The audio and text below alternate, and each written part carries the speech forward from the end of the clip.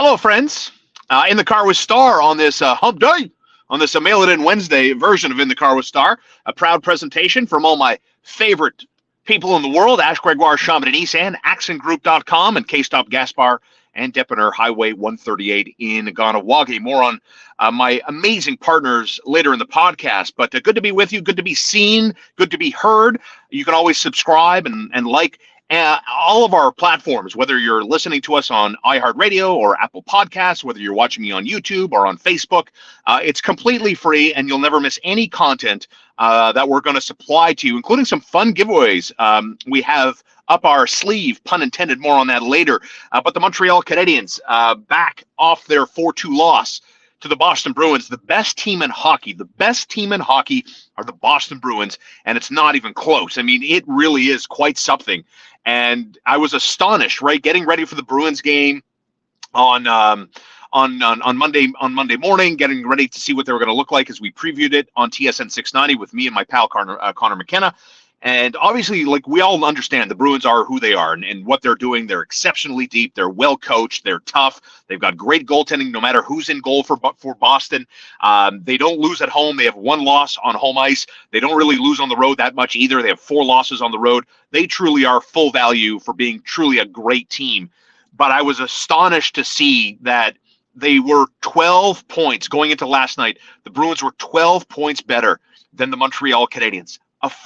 Than the Carolina Hurricanes, the second best team point-wise in the NHL. I mean, it's a mammoth-sized endeavor to try to make up, 4 points, 5 points as you're trying to maybe be the President's Trophy-winning best team in hockey at the end of a regular season. It's difficult to make up 4 or 5 points, let alone a dozen. Now it's at 14. Carolina didn't play yesterday. The Boston Bruins came to the Bell Center and exercised their authority in a 4-2 win. And there was a point in the game, where Patrice Bergeron wins a big draw, goes to the front of the net, scores the goal. It's 3-2 Boston. They would add one more to finish off the Habs 4-2. There was a couple of moments in the game yesterday where I'm watching this unfold and play out, and I'm thinking, are the Boston Bruins like toying with the Canadiens? Are they like toying with Montreal because they're so good, knowing that their talent and their depth was going to be good enough to overcome a Canadiens roster that is filled? More than half the roster spots for Martin St. Louis are filled with guys that don't even have a full year of NHL experience. There's something like 11 players that played for the Montreal Canadiens that don't have collectively a full year of NHL experience under their belt. And I think what you saw yesterday at the Bell Center in what was, Kirby Dach scores to open the game up in the second period after both teams played 20 minutes of scoreless hockey, and Sam Montembeault, 26-year-old goaltender coming out of nowhere and is starting to make a name for himself. Like, he's impressive. He is consistent. Interesting to note that Caden Primo's back to Laval. Jake Allen looks like he's going to be ready to return to active duty. And man, oh man, he could not come at a better time, especially if I'm talking to you, Team Tank, as Sam Montembeault is rocking a .930 save percentage.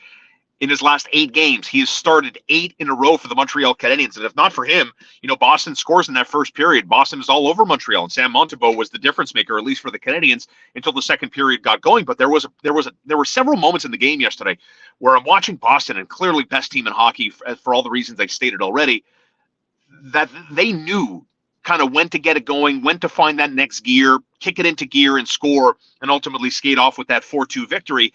But the strong takeaway from my perspective after that performance yesterday, which was a fun game, and we spoke earlier this week about how yesterday was the first time, January 24th, that was the first time Montreal and Boston met this season. That is a crime against hockey humanity in itself. I don't care if the competitive landscape between Boston and Montreal currently is uncompetitive. I get that. It doesn't change the fact that I was excited for the start of this game. I was excited to see Boston. I was excited to see Montreal's approach, how Arbor Jackeye, who said he grew up a Canadiens fan and understands the Boston rivalry and wants to be a part of it, what was he going to do yesterday?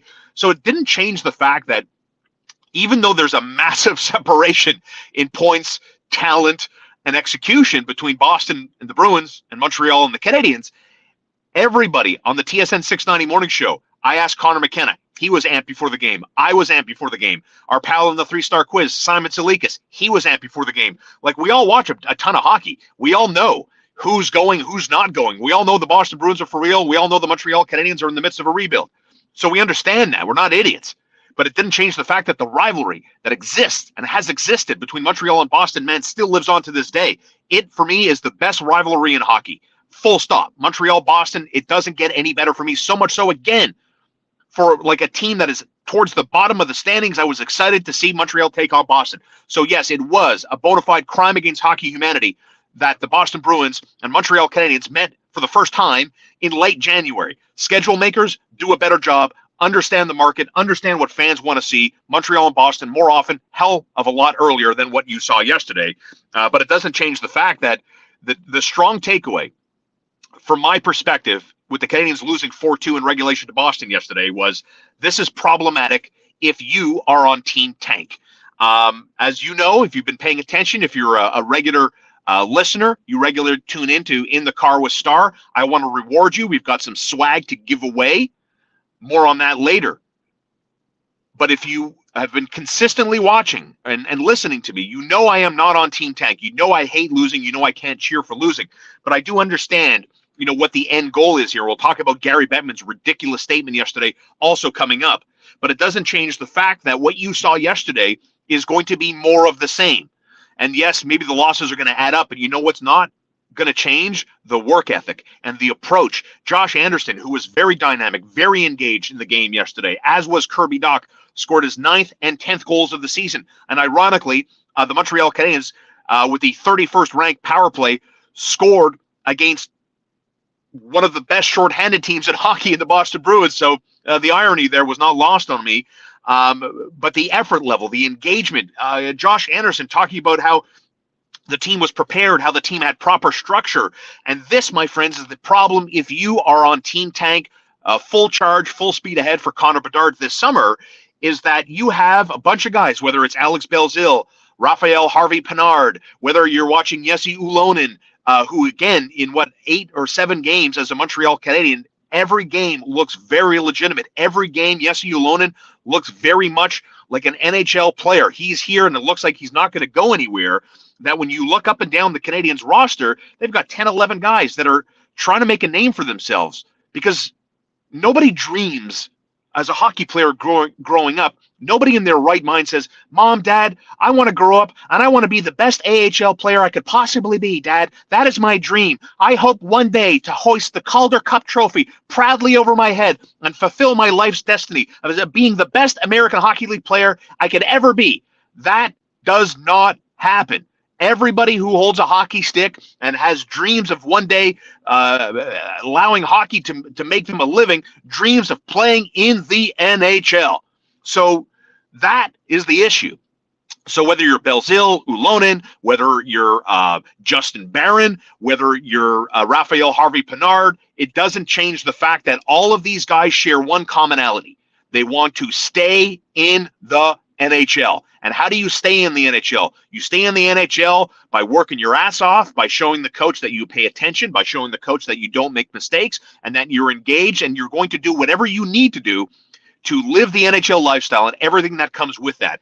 And that, my friends, for Team Tank is going to be a problem, because Martin St. Louis, who I think is phenomenal at communicating, every time this man breaks down games, every time he talks about a player's role, how they performed, whether they overperformed or underperformed, he just seems to nail it every single time. He's exceptionally relatable, in my opinion. And when Martin St. Louis talks about, listen, you're going to have a good games, and good games don't always mean you walk away with a win and 2 points.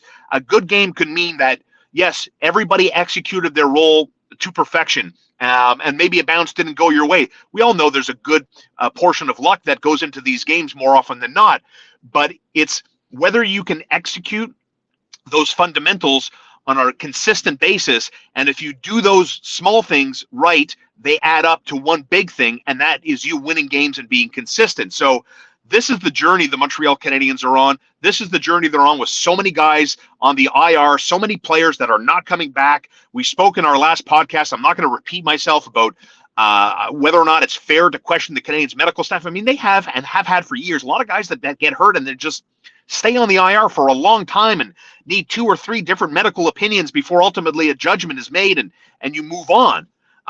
So that is another topic for another day.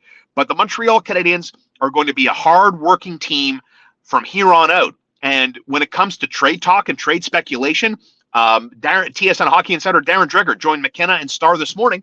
Head over to tsn690.ca. When you're done with me, you can go re-listen to Darren Dreger this morning, talking about the fact that there's one concerning aspect here, and that's Joel Edmondson. And the fact that I think the Montreal Canadiens are in big trouble when it comes to ending up somewhere in the top 5, top 6 of this summer's entry draft. I defer to my earlier point about this hardworking young group of players that are going to really work their asses off for Martin St. Louis, and I think that's going to be problematic because the Canadiens play well. They work hard, and they're trying to win every single time they hit the ice, and I just don't see them. 12 points is the difference. Columbus has 31. The Canadiens have 43 points. 12 points is the difference between worst and where the Canadiens are. So I just don't see this team being able to catch Columbus, catch Chicago, catch Anaheim. So the race is on. And how Martin St. Louis and the rest of the team navigate through this is going to be something to watch. And one interesting aspect is Joel Edmondson, the Montreal Canadiens defenseman with term left on his contract. You know, the simple point I'm going to make here is that the Canadiens don't need Joel Edmondson anymore. They don't. Even with with Caden Gooley on the sidelines, Justin Barron is coming into his own. Mike Matheson trying to stay healthy. David Savard, so on and so forth. That the Montreal Canadiens are not in the Joel Edmondson business anymore. And TSN Hockey Insider Darren Dreger doesn't think, as of right now, there's this sense of rush, this sense of panic that, we gotta move this guy. But you are rolling the dice. There is the risk-reward ratio that comes into play as we get closer to the early March NHL trade deadline. Is you can't afford Joel Edmondson to get hurt, because Ken Hughes is on the record as saying he wants a third first-round pick in the entry draft this summer. I don't think the Montreal Canadiens are going to tank to the bottom. So if they're probably, maybe, without luck, they might be outside the top 7 of the draft this year. So how does Ken Hughes get that third pick? He's going to have to move guys. You know, I liked the way Josh Anderson played yesterday and the way he talks after the game. Sometimes he leaves me with the impression of that he wants out, that he wants to leave Montreal. And you know what? He's got 4 years left, Anderson does, at $5.5 million per year. You know, he's on the right side of 30. You saw a more engaged version of Josh Anderson yesterday. So here we are on the 25th of January. I'm not here to tell you or to preach or to scream from the highest peak in Montreal that Ken Hughes is wasting time and wasting opportunities to go out there and maximize value on certain players. We're not at that point yet when it comes to Josh Anderson. We're not at that point with Joel Edmondson, but we're getting closer. And I don't know what Ken Hughes, we don't have enough of a sample size to put forth an educated guess of how we think Ken Hughes is going to operate. How does his kind of mind work when it comes to making hockey deals? Because maybe he looks at this and says, maybe he ain't sweating the March 3rd deadline. Maybe he's sweating the trade floor. Maybe he's thinking there's going to be a bigger return in a scenario in which he moves Joel Edmondson this summer on the floor, or Josh Anderson, 2 guys we're talking about here that have term left on their respective deals. So maybe it's not going to be March 3rd. You know, maybe it's not going to be March 3rd. Maybe it's going to be in July on the draft floor, when Gary Bettman steps up to the podium and says, I have a trade to announce. And maybe that's going to be the summer of Ken Hughes 1.0 as he makes moves and begins to reshape and remake the Montreal Canadiens with his vision in tow. So it's going to be interesting to see. Like, I don't think Sam Montembeault's on the block. He's a 26-year-old goaltender, and he has really risen to the occasion in the absence of Jake Allen. Like, I'll admit it, I had very little belief in Sam Montembeault being a goaler de premier plan, being a first-string goaltender in the NHL. And look, you know, I think there's still an element of the jury being out, but you can't deny in his 8 straight starts for the Canadiens how competitive he is. That save he made yesterday on Pasternak, the 2-on-1s, the position, the angles, the ability to move fluidly from post to post, his rebound control. I mean, the guy's rocking a .930 save percentage over his last 8 starts. What do you do with that? I mean, you just tip your cap and say, dude, man, you have caught fire. Whatever you're doing, whatever your pregame meal is, whatever your pregame habits and routine are, I mean, don't change a thing. Because I think the Montreal Canadiens have maybe found something in Sam Montembeault to the point where, you know, Ken Hughes has come out and said that Sam Montembeault ain't going anywhere. So the news in this morning, Jake Allen is back. Whether he starts tomorrow against Detroit at the Bell Center, to be determined. but Caden Primo is back to Laval, and the tandem that started the year is back, ready to continue rocking and rolling. So Sam Montembeault, fantastic. The Pasternak stop in the second period, solid performance, consistent performance from Montembeault in that first period. And the Montreal Canadiens are a hard-working team, and you saw it. They tested their mettle against the best team in hockey. You saw Michael Pezzetta in the game's third period. This guy suffers no fools. Like, you want to take liberties with Montreal Canadian players, you better be prepared to answer. And I got to tell you, that is a dynamic, an angle on this Montreal Canadiens team with Martin St. Louis that I adore. I am old school in that sense. Like, I've spoken often about, the Bruins when they won their Stanley Cup and how tough they were. Like, if you had bad breath and you breathed on Patrice Bergeron with your stank breath, man, you were going to have Gregory Campbell and Sean Thornton and everybody else to answer to. I mean, I'm exaggerating to make my point, but it was that team toughness dynamic that I am in love with.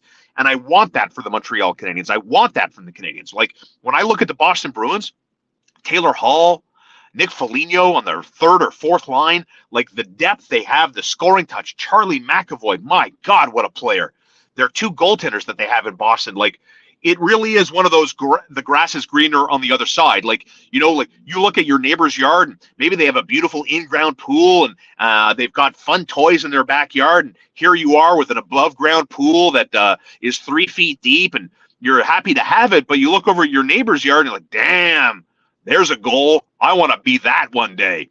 I look at the Boston Bruins and I'm like, damn, I want to be that one day. I'm serious. Like, as much as I hate the Bruins, I hate them because I respect them so much. And so when I ask you, like, outside of being a Boston Bruins diehard fan, and there are a lot of them, especially all my friends in beautiful Ganawage, that is Bruins Nation through and through. I remember once I brought Max Pacioretty out to play golf at the Kanawaki Golf Club, my favorite place to knock him around. And I bring Pacioretty out, Gallagher's there, and Brandon Prust at the time showed up, and a couple of guys found out that I was bringing Pacioretty over. And sure enough, a lot of guys from town in Ganawage, they bring their Bruins jersey. They bring the big 3-3 chair. Hey, Pacioretty, do you mind signing this? And like a good sport Pacioretty was, he signed those jerseys, right? So outside of my friends in Ganawage, outside of my friends that love the Boston Bruins, like, who's your favorite Bruin of all time? Like, I hated Reggie Lemelin. As a Canadiens fan growing up, I hated Reggie Lemelin. It seemed like every time Reggie Lemelin played the Canadiens, he was a brick wall, this impenetrable brick wall, and I couldn't stand him. But I got to tell you this, boy, did I love Cam Neely. Cam Neely is on the podium of my all-time top 3 Boston Bruins, full stop. Definitely for me, my top 3 Boston Bruin players of all time, number 3 is Cam Neely. Number 2 is Patrice Bergeron. Number 1, come on now. Ville Saint Laurent represent. It's Ray Bourque. It's got to be Ray Bourque, the captain of the Boston Bruins, my all-time favorite Boston Bruin. Clearly, I'm a Ville Saint Laurent boy. I went to Parkdale Elementary for grade 5 and grade 6. I went to Saint Laurent High and then ultimately to Laurel Hill Academy when Sir Winston and Saint Laurent High merged to become that school. And then I did my CJEP at Vanier College. I am Ville Saint Laurent through and through, my friend. So yeah, hit me up in the comments. Like, check your Boston allegiance for a second. I'm not talking to you, Bruin diehard people, even though I'm jealous of your hockey club. I'm talking to the diehard Canadian fans, my diehard Canadian boys and girls. Let's put a little love. It's okay. It's okay to say you like Cam Neely or you like Gregory Campbell. Nobody likes Gregory Campbell. Give me a break. In the car with Star, a proud presentation of accentgroup.com. For all your freight needs, you can trust Accent Group to get your precious cargo delivered on time with their valuable assets, cross-border, domestically, doesn't matter. Call them for more information, 888-99-ACCENT. Again, 888-99-ACCENT. And always available online at accentgroup.com. Y'all catch Gary Bettman yesterday? The commissioner of the National Hockey League, talking all things Logan Mailloux and how it seems like the path to Logan Mailloux to the National Hockey League is cleared. Talks about redemption, talks about forgiveness, talks about opportunities and second and third chances, so on and so forth. So it looks like Logan Mailloux, the path to the National Hockey League with the Montreal Canadiens, seems to be a little bit clearer than it was maybe 6 months ago. But it was absolutely absurd. Look, if you ever listen to the TSN 690 Morning Show, I've gone head-to-head, tete-a-tete with my boy Connor McKenna.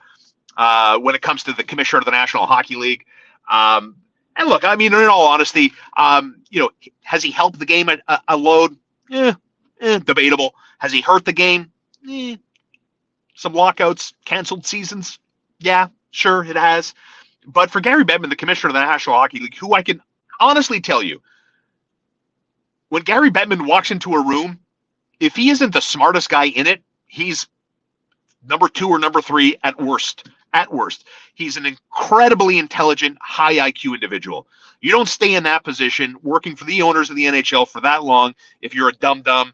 He is always prepared, always kind of can finagle his way out of interesting situations. But for Gary Bettman to honestly say that tanking doesn't exist because there's a weighted lottery system in place that prevents teams from tanking on purpose is such a crock of baloney, guys. It's not even like it's disappointing that such a smart guy would say such a stupid thing, because I mean, he talks out of both sides, right? Like Gary Bettman said yesterday that players and coaches go and win. Yes, they do. They do that. They're wired to do that. But what do general managers do? What happened in Chicago? What's going on in Anaheim? What's going on in Montreal? What's going on in Columbus, even though Johnny Gaudreau went there and took less money than what New Jersey offered the former Calgary forward? Like general managers, executive owners, yes, they tank, and it's okay to say so.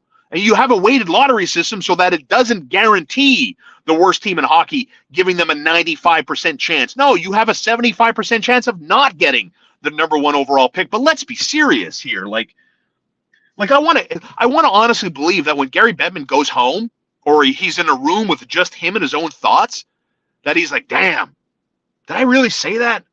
I wonder how many people actually believe me, right? Like, because nobody that watches hockey believed Gary Bettman yesterday. Nobody did. Nobody. Like, everybody that watches the game knows players and coaches go to win. But general managers position their teams and their organizations for the long play. And unless you're, a team ready Carolina or Boston or Toronto, whether you're the upper echelon of the National Hockey League, you position yourself in short play scenarios, making small moves to tinker in order to get you to the next level. But no team like Chicago or Montreal or Columbus or Anaheim, take your pick of the crappy teams in the league this year, they're all doing one thing. They're trying to give them the best mathematical shot at getting Connor Bedard, at the worst case being inside the top 3. I mean, goodness gracious. Sometimes, it's stuff like that makes me think hockey's just not going to grow, and it's just kind of going to stay where it is. Conservative approaches, conservative personalities, the lack of communication, silly statements like Commissioner Gary Bettman made yesterday. I shake my head, and it's just disappointing, and I get it. He's not the only one. Roger Goodell has put his foot in his mouth numerous times. Adam Silver, commissioner of the NBA, has failed to react and do the obvious things when it comes to a turmoil inside the NBA, whether it's LeBron James statements or whether it's Kyrie Irving's anti-Semitic perspective. Adam Silver, yes, he could do a better job, but Gary Bettman just does it regularly, and we've watched him for almost 30 years at this point. So it's I just found that was laughable, and I wanted to bring that up today because it was just, kind of disappointing, I guess. But that's Gary Bettman, the commissioner of the National Hockey League. In the car with Star, of course, a proud presentation of Ash Gregoire Chambly Nissan and my beautiful Nissan Maxima. Am I sweating the snowstorm tomorrow? Tonight, I should say, anywhere between 15 to 25 centimeters here in Montreal. No, I'm not worried. I've got beautiful winter tires. You got your all-wheel drive from any of your beautiful Nissan cars. Ash Gregoire Chambly Nissan, 4299 Auto Route 440 West in Laval. If you're watching us on YouTube or on our Facebook feed, or if you're not, I would just like you to do one thing for me. If I don't ask a lot of stuff from you guys, right? I mean, I do. Maybe I do. I'm an only child. I have selfish tendencies. What do you want from me? That I want to do some giveaways. So you see this beautiful, this military green. It's a hoodie. Surprise, surprise! It's a hoodie that I'm wearing. I wish you could feel the material here. It's a poly cotton blend. It's super soft. It's super luxurious. It's from my friends at Today Tomorrow Apparel, and I am going to be pumping out some In the Car with Star t-shirts and hoodies from my friends at Today Tomorrow Apparel, and I'm going to be giving them away to you. That's it. Giveaway. No, I don't want you to buy anything for me. And it's going to be very, I'm going to try to never ask you to give me money. I swear to you. Like, I'm not going to, all of a sudden, we're going to have t-shirts and in the car with Star product lines or baseball caps and stuff like tchotchkes, whatever it is. You guys have done a great job helping me, supporting me, watching me, commenting, all this stuff. I am not in the business of taking from you at all. Full stop. Hand to my heart. So I'm a very picky clothes guy. First of all, I'm a bigger guy. Not everything fits me. I could be an XL in one thing. I could be a double X in another thing. Shoulder to shoulder, I'm a broad guy. I've got a bit of a belly. I like fast food. I'm lazy. So clothes for me are not easy, but yet very achievable. And so when I met my friends at Today Tomorrow Apparel, and I went in their warehouse, they're on Saint Laurent Boulevard. This is a locally owned place here. They're not a sponsor of In the Car with Star or anything else. It's just a quality garment. And so, like, when I find something, I like soft material. I like nice, luxurious materials. And this is it. So I would not give you, like, there's some t-shirt companies out there and they give away all this stuff, swag to golf tournaments and shit like that. You know what I do with those t-shirts? I wish I could take you into my garage. I'll take you to my garage. You're going to see my rag bin that I used to wash my car in the summer. It's filled with those t-shirts. The t-shirts and hoodies that I'm going to get from Today Tomorrow Apparel, you're going to wear these. You're going to wear these out. They're soft. They're durable. They don't shrink. They don't fade over time. Like, this is a high-end quality garment. So I'm very excited. I'm very excited about the future giveaway. And so if you go to my facebook.com/inthecarwithstar, or you go on my YouTube page at Sean Starr, you're going to see in my community section some posts I've made. So I threw up some mock-ups of t-shirts and hoodies, sweaters with the In the Car with Star logo. And we're going to put that on some garments, and I'm going to give them away. If you want them, you tell me you want them, and I'll see if I'm going to give them to you or not. That's how that's going to work. So I'm very excited about that.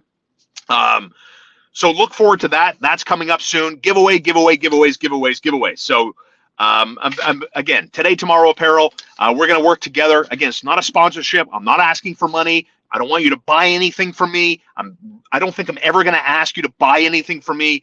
So this is going to be a giveaway. A thank you from me to you guys for just being here and supporting me and helping me grow In the Car with Star, because we're having lots of fun. We have a lot of commonalities, you and I. We like to play golf. We like to eat. We like to talk about the Canadiens. We like to bitch about management and Gary Bettman, so on and so forth. So we all get along very well together. I think we do anyways. Just like I do with all my friends, like accentgroup.com. They're one of Canada's largest intermodal transportation providers. What does that mean?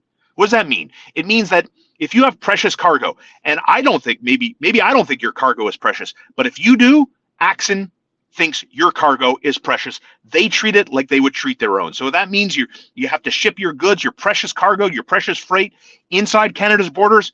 Trust nobody other than Axon. If you're shipping it across the border, I want you to trust nobody else other than Axon. And accentgroup.com can always provide you with more information because they have the assets to get your freight to its destination the best way possible. And that means fast, that means efficiently, and that means on budget, on time. Visit accentgroup.com or give them a call at 888-99-AXON. accentgroup.com, proud sponsors of In the Car with Star, just like my friends at K-Stop Gas Bar and Deppener. We talked all the time during COVID about supporting local small business. That has not changed. The McCumber family, Donna, the Franks, the McCumber family, salt of the earth people. K-Stop Gas Bar and Deppener, their gas bar is open 24 hours a day. Their snack bar, it depends. Not open 24 hours a day, but on a day like today where it's like minus 8 million, you roll up to K-Stop Gas Bar, Highway 138 in Ganawage. They've got talented people ready at the pump, ready to put your gas in. You walk into the Deppener, like yesterday was Taco Tuesday. You want a burrito bowl, you want freshly made, delicious tacos. You want the juiciest BLT sandwich with garden-grown tomatoes and real bacon, not that microwave shit that's you can read the newspaper through a slice of bacon. No. Substantial bacon on good bread with garden-grown tomatoes. Just an example. K-Stop Gas Bar and Deppener. I wouldn't send you anywhere I don't go myself. And that's why I partnered with K-Stop Gas Bar and Deppener. The comments, my friends, are rolling in as always. Oh, blah, blah, blah, blah. So many comments. What are you guys doing to me today? How many comments do we have here? Stephen Deere. What up, Stevie boy? Representing Bruins Nation, kicking ass and taking names and breaking records. Boom. Stephen Deere representing Bruins Nation. What up, Steph? Guy. All my South Shore guys coming through this morning. I was happy with last night's game. Monty played great again. No doubt. Sam Montembeault. 8 straight starts, a .930 save percentage. I mean, you know I'm not on Team Tank, but man, oh man, this guy continues to play this well. Damn, I'm starting to get there on Team Tank.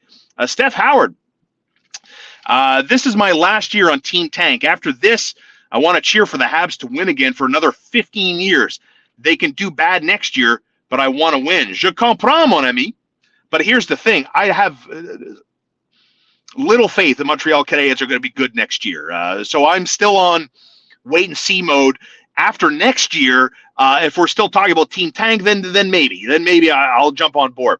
The future looks great. I agree it does, and that's why I don't think Joel Edmondson has a place on the Montreal Canadiens anymore. So part of me wants to see Ken Hughes get aggressive. Let's get at this. Let's set the market here. Guy, I'm finally not worried about what the head office is doing anymore. We have great men in charge now.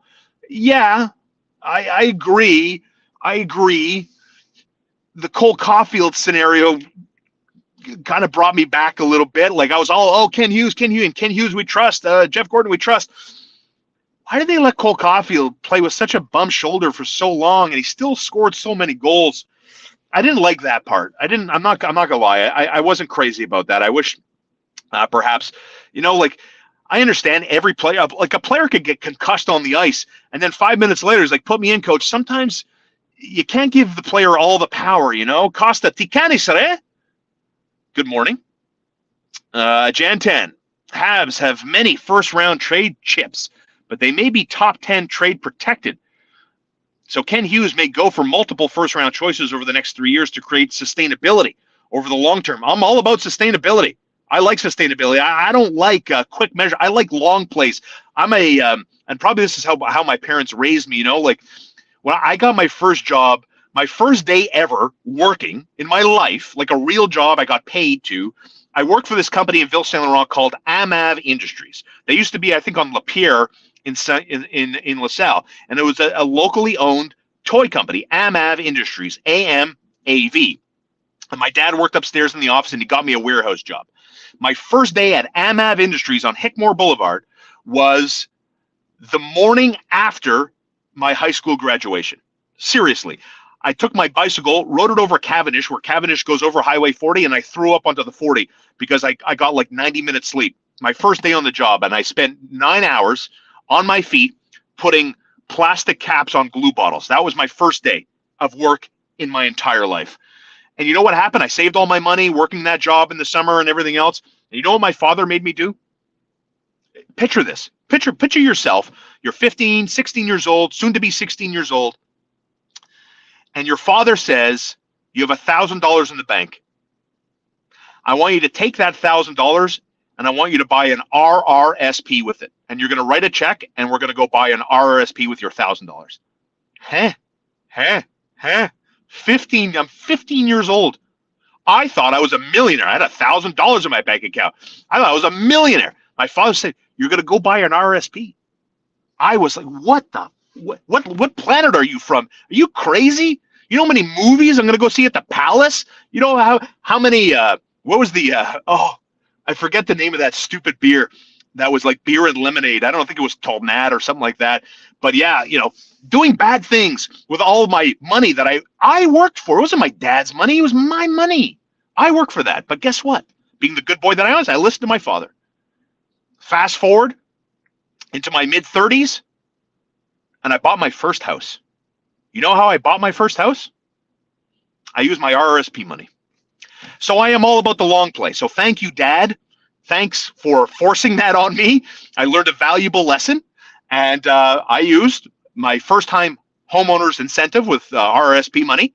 I put down $20K as a deposit, used the extra $5 to pay the notary, some insurance, and here we are. I'm a proud homeowner at 44 years old, and I have my parents to thank for that. So I got to tell you, since I was a little boy, I'm all about the long play. I really am. But I'm ready to set the market at this point. Rick Springhetti, friend to In the Car with Star. Two things about Edmondson is that he has another year left. We spoke about that. And contending teams and a big deal for contenders. I don't think Joel Edmondson is so attractive because you know what you're getting. Stay at home. No risk with Joel Edmondson's game. He's a Stanley Cup winner. Sure, he's got a year left on his current deal, as we spoke about earlier. Josh Anderson has 4 years left at 5.5 per year over the next 4 years. But Joel Edmondson, so risk adverse, so comfortable as a defenseman, the Stanley Cup winner. I think there's going to be a lineup of teams that are going to want Joel Edmondson. That's my opinion. Guy back in the mix. Habs finally some toughness to back up the Stars. Costa. Did I? Yes, I did. I put deodorant on today. Costa, of course, a loyal listener, watcher on YouTube. I told you I was feisty the other day on the PK Subban Journal de Montréal BS from last week, and I forgot to put deodorant on, and I was kind of like this. I had my arm up at an angle, and I went, oh, I forgot to, have you seen the price of deodorant? No kidding. Sometimes we forget to put it on. It's outrageous. And by the way, did you guys see the news? Grocery prices are going up next week. Amazing. Shareholders getting paid dividends. Executives at grocery chains getting mammoth paydays and mammoth bonuses. It's okay. It's no problem. No problem. I have no issues whatsoever paying $11.99 for 3 heads of romaine lettuce. Super cool. Keep it going, everybody. We're doing a great job together. Nick. Kirby definitely coming into his own. Bobby Orr. Boston, definitely a juggernaut. We asked the question, put your allegiances aside if you're a Bruins fan. Like, who's your all-time favorite Bruin? I gave you my podium, my top 3 favorite Boston Bruins of all time. Coming in, we've got Ray Bourque at number 1, Patrice Bergeron at number 2, and number 3, it is Cam Neely, all guys that I saw in my lifetime. Or Bergeron and Ray Bourque, says Guy, his favorite Boston Bruins of all time. Steph Howard, you cannot give me a Bruins jersey without me throwing it in a barrel of garbage and putting it on fire. Steph leaves nothing to the imagination. My favorite was Jerry Cheevers, old school style. Good morning, Bob Merrier. How are you, my friend? David, good morning. Bobby Orr, Derek Sanderson, Phil Esposito, and Jerry Cheevers. I love the mix of the old school, new school, Ray Bourque, Cam Neely, Patrice Bergeron, going back to the Bobby Orr, Jerry Cheevers days. Always down with Star. Guy loves the sweaters in green. Yeah, we were telling. So this military green from Today Tomorrow Apparel, I'm going to have a bunch of stuff to give away in the Car with Star t-shirts. Awesome quality, high-end materials that you find from your favorite, like John Varvatos, so you like to buy t-shirts from Lululemon, to give you an idea. We've got that level quality coming your way, so stay tuned for that. You look good, my friend. Oh, yes. Oh, thank you, Alex. I always appreciate that. XL, see you on the first tee, says Stephen Deere. Stephen looking for a t-shirt. I got you, brother. I got you. Guy, I'm a regular at K-Stop Gas Bar and Depanneur, as you should. Anybody that doesn't know what K-Stop Gas Bar Depanneur is, I'm going to change your world. Highway 138 in Ganawage, right over the Mercier Bridge. Gas 24 hours a day, premium fuel at discount prices, and unbelievably fresh prepared meals every day. Like yesterday was Taco Tuesday, okay? As an example. Is Tony Marinaro watching? Did you see his comments about your podcast? No. Oh, I did not. What did he say? I have no idea. I haven't spoken to Tony since last summer. I have no idea. What did he say about my podcast? Fill me in. Thank you for the comments. So many comments. Oh, my Lord almighty. Martin St. Louis is the biggest obstacle for the tank. Don't get me wrong. I thought he was a great hire and is still for this team, but let's be patient. It'll be why? Listen, Martin St. Louis, from my perspective, is the best hire at this moment in time to teach these young guys how to go about their business, how to conduct themselves, especially when you're losing. As I've said before, like, being a leader on a winning team is easier than being a leader on a team that is towards the bottom of the standings, having to answer those tough questions, having to dig out of loss after loss after loss and stay motivated and stay engaged. That, my friends, is tough to do. Don Cherry is your favorite Boston Bruin. I love that. Lots of comments coming in today. Rick Springhetti, because I'm a draft nut, I'm tired of hearing about tanking. Why watch sports if a bunch of teams are trying to lose? I understand a rebuild, but I think the draft should be a 32-team lottery for the first round. That would be fun. That would be fun.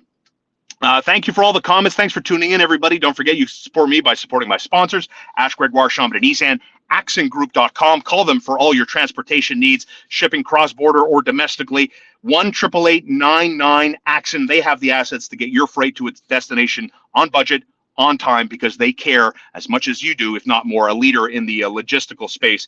And of course, my friends at K-Stop Gas Bar and Depener. You have me fascinated. I need to know what Marinaro said about this podcast. I'm very curious to say.